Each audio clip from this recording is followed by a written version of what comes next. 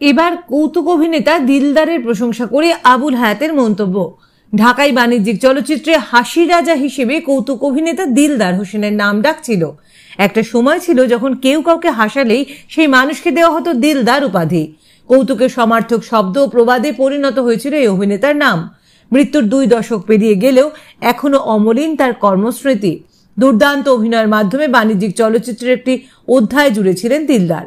তার প্রয়াণের এতগুলো বছর পরও এখনো দিলদারের মতো কেউ হয়ে উঠতে পারেননি, পূরণ হয়নি শূন্যস্থানও। সম্প্রতি জনপ্রিয় অভিনেতার স্মৃতিচারণা করেছেন গুণী অভিনেতা আবুল হায়াত। সংবাদ মাধ্যমে দেওয়া সাক্ষাৎকারে এই জ্যেষ্ঠ অভিনেতা বলেন, দিলদারের সঙ্গে অনেকেই কাজ করেছেন, তার সঙ্গে কাজ করেননি এমন কোনো শিল্পী নেই। একটা সময় ছিল প্রায় প্রতিটি সিনেমাতেই দিলদার অভিনয় করত।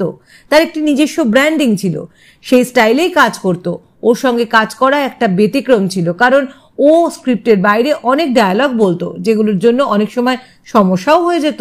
কিন্তু সে খুবই স্বতঃস্ফূর্ত অভিনেতা ছিলেন, যে কোনো পরিস্থিতি সামলে নিতে পারত।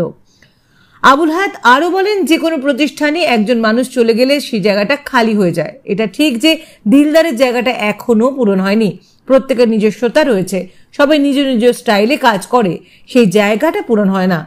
1972 সালে কেন এমন হয় সিনেমার মাধ্যমে অভিষেক হয়েছিল দিলদারের।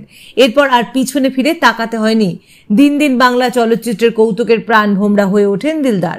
তার জনপ্রিয়তা এতটাই তুঙ্গে ছিল যে দিলদারকে নায়ক করে নির্মিত হয়েছিল আব্দুল্লাহ নামের একটি চলচ্চিত্র। দীর্ঘ ক্যারিয়ারে 5 শতাধিক চলচ্চিত্রে কাজ করেছেন তিনি। মৃত্যুর বছর 2003 সালে সেরা কৌতুক অভিনেতা হিসেবে তুমি শুধু আমার সিনেমার জন্য জাতীয় চলচ্চিত্র পুরস্কার পেয়েছিলেন অভিনেতা। এদিকে বাবার মতো পর্দা কাঁপাতে আসছেন মান্নার ছেলে সিয়াম। সিনেমায় নাম লেখালেন মান্নার একমাত্র ছেলে। দেশের খ্যাতিমান নায়ক প্রয়াত মান্নার পুত্র এবার বাবার মতোই পর্দা কাঁপাতে আসছেন। ঢালিউডে পা রাখতে যাচ্ছেন মান্না পুত্র সিয়াম। দেশের একটি সংবাদ মাধ্যমে বিষয়টি নিশ্চিত করেছেন সিয়াম নিজেই। বাবা সুপারস্টার হলেও সিয়াম নিজেকে রেখেছিলেন লাইমলাইটের বাইরে।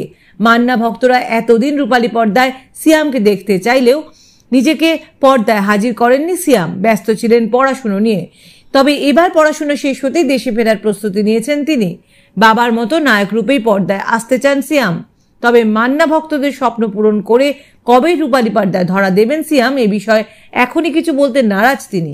এ প্রসঙ্গে সিয়াম বলেন, অনেক বছর ধরেই চলচ্চিত্র প্রেমীরা আমাকে নায়ক হওয়ার জন্য নানাভাবে অনুরোধ করে আসছিলেন, তাদের জন্যই চলচ্চিত্রে অভিনয় করতে যাচ্ছি। সিয়াম আরো বলেন, বাবা দেশের নাম্বার 1 তারকা ছিলেন, তার ছেলে হিসেবে আমিও নাম্বার 1 হয়েই চলচ্চিত্রে কাজ করব। আমি পড়াশোনার পাশাপাশি অভিনয়টাও শিখেছি।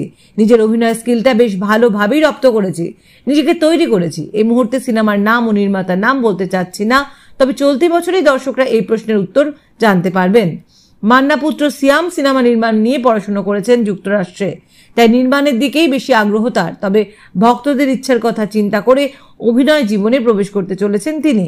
সিয়াম চান রূপালী পর্দায় তার অভিষেক হোক সুপারস্টারের মতোই।